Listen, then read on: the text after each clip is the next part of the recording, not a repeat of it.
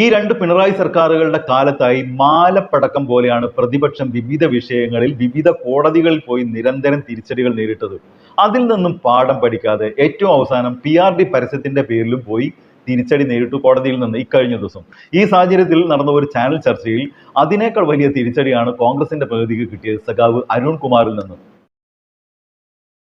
കോടതി ഹർജി തള്ളി. നാട്ടിലെ റോഡിൽ AI ക്യാമറ വന്നപ്പോൾ അതിനെതിരെ VD സതീശനും രമേശ് ചെന്നിത്തലയും കോടതിയിൽ പോയി, അതും തോറ്റു. സ്പ്രിംഗ്ലർ ഡാറ്റാ ചോർച്ചയെന്ന് പറഞ്ഞ് ഹൈക്കോടതിയിൽ പോയത് ഒന്നാം പിണറായി സർക്കാരിന്റെ കാലത്ത് അന്നത്തെ പ്രതിപക്ഷ നേതാവ് രമേശ് ചെന്നിത്തല, അതിലും തോറ്റു.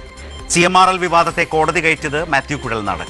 സർക്കാർ വിശദീകരണം കളവാണെന്നും പറഞ്ഞാണ് കോടതിയിലൊക്കെ കേസ് കൊടുത്തത്. തിരുവനന്തപുരം, മൂവാറ്റുപുഴ വിജിലൻസ് കോടതികളെയും ഹൈക്കോടതി ഡിവിഷൻ ബെഞ്ചിനെയും സുപ്രീം കോടതിയെയും വരെ മാത്യു കുഴൽനാടൻ സമീപിച്ചു. പക്ഷേ എല്ലായിടത്തും തോറ്റു. വക്കീലായും ഹർജിക്കാരനായും ഒക്കെ കുഴൽനാടൻ പയറ്റി നോക്കി പൊളിഞ്ഞു. കുട്ടനാട് മുങ്ങിപ്പോകാതിരിക്കാൻ തോട്ടപ്പള്ളി സ്പിൽവേയിലെ മണൽ നീക്കം ചെയ്തപ്പോൾ സർക്കാർ കരിമണൽ കർത്തായ്ക്ക് വേണ്ടി കരിമണൽ കടത്തുന്നുവെന്നായിരുന്നു കുഴൽനാടന്റെ കേസ്. ഓർമ്മയില്ലേ അക്കാലത്തെ കുഴൽനാടന്റെ മാരത്തോൺ വാർത്താ സമ്മേളനം? മാധ്യമങ്ങളിൽ സർവം കുഴൽനാടൻ. കോൺഗ്രസ് അനുകൂല മാധ്യമങ്ങൾക്ക് കുഴൽനാടനിൽ വലിയ പ്രതീക്ഷയായി. കെട്ടിപ്പൊക്കിയ കേസ് എല്ലാം പൊട്ടി. നവകേരള സർവേക്കെതിരെ KSU നേതാവ് കോടതിയിൽ പോയി. സുപ്രീം കോടതിയിൽ അതും പൊട്ടി. ജീവനക്കാർക്ക് മുഖ്യമന്ത്രി സന്ദേശം അയച്ചപ്പോൾ കോൺഗ്രസ് സർവീസ് സംഘടനകളെയാണ് കോടതിയിലേക്ക് വിട്ടത്, അതും ഏശിയില്ല. മാത്രമല്ല സർക്കാരിന് ഹൈക്കോടതി വക പ്രശംസയും കിട്ടി. പ്രതിപക്ഷ നേതാവ് VD സതീശന് പബ്ലിക് ഇൻട്രസ്റ്റ് അല്ല, പബ്ലിസിറ്റി ഇൻട്രസ്റ്റ് ആണെന്ന് ഹൈക്കോടതി വിമർശിച്ചതും ഓർമ്മയില്ല. തിരിച്ചടി ഇന്നും തുടർന്നു. രണ്ട് സർക്കാരുകളെ താരതമ്യം ചെയ്യുന്ന വിധത്തിലുള്ള സർക്കാർ പരസ്യം തടയാൻ കോടതി തയ്യാറായില്ല. ഹർജി നിലനിൽക്കുമോ എന്നതിൽ സംശയമുണ്ട് എന്നാണ് ചീഫ് ജസ്റ്റിസ് അധ്യക്ഷനായ ഡിവിഷൻ ബെഞ്ച് വ്യക്തമാക്കിയത്. എറണാകുളം DCC പ്രസിഡന്റ് മുഹമ്മദ് ഷിയാസാൻ സർക്കാർ പരസ്യത്തിനെതിരെ കോടതിയെ സമീപിച്ച് തിരിച്ചടി വാങ്ങി. ഈ കേസുമായി ബന്ധപ്പെട്ട് വളരെ പ്രധാനപ്പെട്ട പ്രശ്നങ്ങൾ എന്താണ്?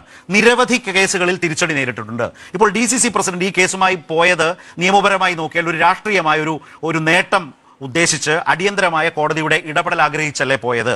കോടതി ആ വിധത്തിൽ അടിയന്തരമായി ഇടപെട്ടോ? ആ ഹർജി കൊടുത്തതിന്റെ ഗുണം കോൺഗ്രസിന് കിട്ടിയോ? കോടതി അവരോട് ഈ ഹർജി തന്നെ നിലനിൽപ്പുള്ളതാണോ, അതിന്റെ മെയിൻറ്റെയിനബിലിറ്റി തന്നെ സംശയകരമാണ് എന്ന് പറഞ്ഞോ? കോടതിക്ക് പ്രഥമ ദൃഷ്ടിയാ തന്നെ ബോധ്യപ്പെടുന്നത് ഈ ഹർജി നിലനിൽക്കില്ല എന്നാണ് തോന്നുന്നത്. അതുകൊണ്ട് തന്നെ കൗണ്ടർ അഫിഡവിറ്റ് വരട്ടെ, അതെല്ലാം കഴിഞ്ഞ് ഒരു 10 ദിവസം കഴിഞ്ഞ് കാര്യങ്ങൾ പരിശോധിക്കാം എന്നാണോ കോടതി പറഞ്ഞത്? അതോടെ ഈ ഹർജി കൊടുത്തതിന്റെ ഒരു മെച്ചവും കോൺഗ്രസിന്, ഷിയാസിന്, DCC പ്രസിഡന്റിന് കിട്ടാതെ പോയോ? നിയാസ് പറഞ്ഞ കാര്യങ്ങൾ നിലനിൽപ്പുള്ളതാണോ? ബഹുമാനപ്പെട്ട സുഹൃത്ത് PM നിയാസ് എത്ര തെറ്റിദ്ധരിപ്പിക്കുന്ന രീതിയിലാണ് ഈ ചർച്ചയ്ക്ക് തുടക്കം കുറിച്ചത്. കേസ് വിളിച്ചപ്പോൾ അഭിഭാഷകനില്ല, അതുകൊണ്ട് കേസ് 10 ദിവസം കഴിഞ്ഞ് അപ്പുറത്തേക്ക് മാറ്റിവെച്ചു എന്ന രൂപത്തിൽ സിമ്പിൾ ആയിട്ട്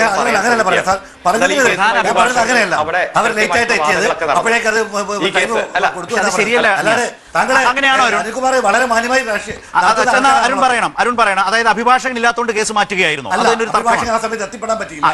എത്തിപ്പെടാൻ പറ്റാത്തത് കൊണ്ട് കേസ് കേൾക്കാതെ അരുൺ പറയില്ല.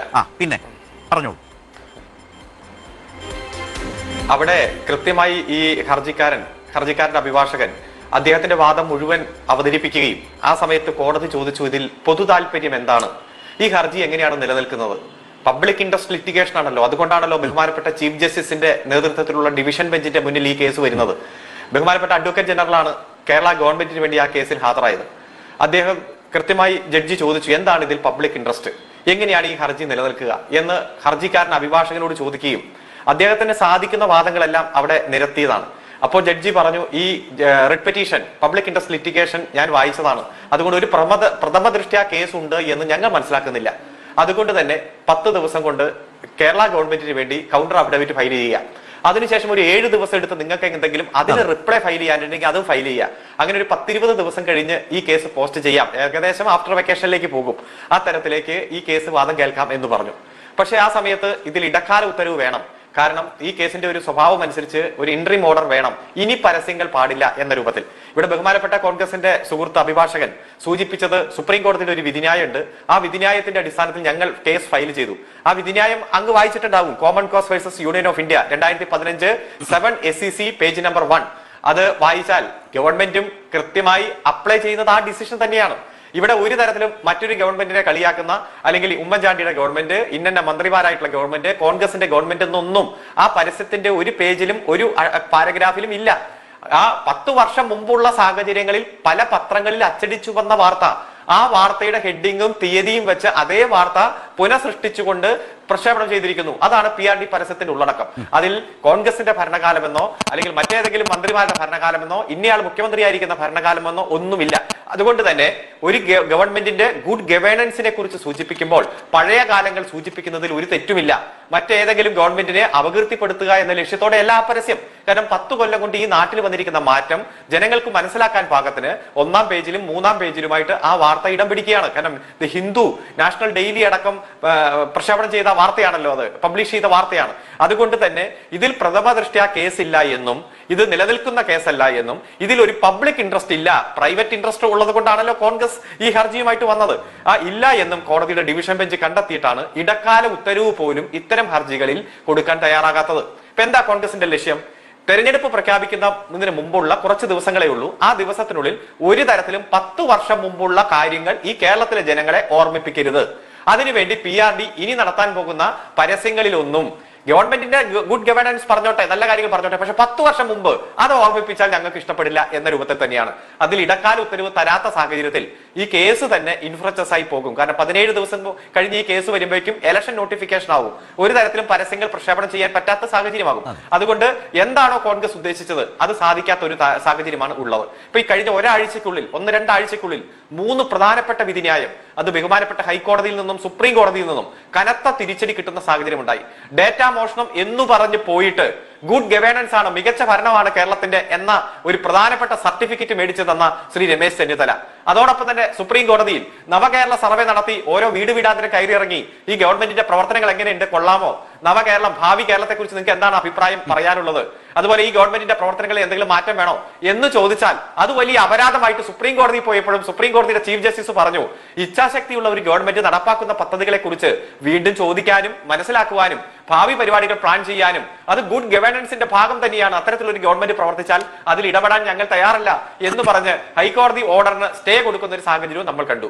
അതിന്റെ 3-ാമത്തെ ഘട്ടം എന്ന രൂപത്തിലാണ് ഇപ്പൊ പരസ്യങ്ങളെ പാടില്ല, 10 കൊല്ലം മുമ്പുള്ള കാര്യങ്ങൾ ഞങ്ങളെ ഓർമ്മിപ്പിക്കരുത്, പ്രത്യേകിച്ച് ജനങ്ങളെ അത് ഓർമ്മിപ്പിക്കരുത് എന്ന രൂപത്തിൽ ഇപ്പോ റിട്ട് പെറ്റീഷനുമായി പോയത് ഒരു സാധാരണക്കാരനല്ല, ഒരു ജില്ലാ കോൺഗ്രസ് കമ്മിറ്റിയുടെ പ്രസിഡന്റാണ്, എറണാകുളത്തെ DCC പ്രസിഡന്റാണ്.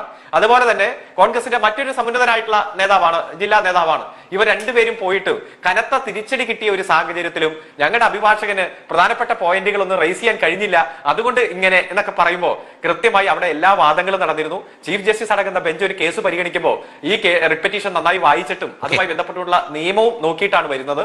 സുപ്രീം കോടതി വിധി തന്നെയാണ് രണ്ടു കൂട്ടരും ഉന്നയിച്ചത്. ആ വിധിയിൽ പറഞ്ഞിരിക്കുന്നത് ആ രൂപത്തിൽ തന്നെയാണ് ഈ പരസ്യം വന്നിരിക്കുന്നത്. ഒരു നിയമവിരുദ്ധതയുമില്ല. ഇനിയും കോടതിയിൽ നിന്ന് തിരിച്ചടി മേടിക്കാൻ കോൺഗ്രസിന് സാഹചര്യമുണ്ട്. കാരണം 2-3 ദിവസത്തോടെ ഉണ്ടല്ലോ നോട്ടിഫിക്കേഷൻ വരാൻ. അതുകൊണ്ട് ഇവിടെ ഏതെങ്കിലും തരത്തിൽ സംസ്ഥാന ഗവൺമെന്റിന്റെ പ്രവർത്തനങ്ങളിലുള്ള കുറവ് ചൂണ്ടിക്കാണിക്കുകയോ ഞങ്ങൾ അധികാരത്തിൽ വന്നാൽ ഇന്ന കാര്യങ്ങൾ ഈ നടപ്പാക്കും എന്ന് പറയുകയോ ചെയ്യാതെ എല്ലാത്തിനും കോടതിയിൽ കയറി തിരിച്ചടി മേടിക്കാൻ ഇനി കോൺഗ്രസിന്റെ ജന്മം ഇനിയും ബാക്കി. മറ്റൊരു വീഡിയോ ആയിട്ട് വരുന്നവരെല്ലാവർക്കും ഗുഡ് ബൈ.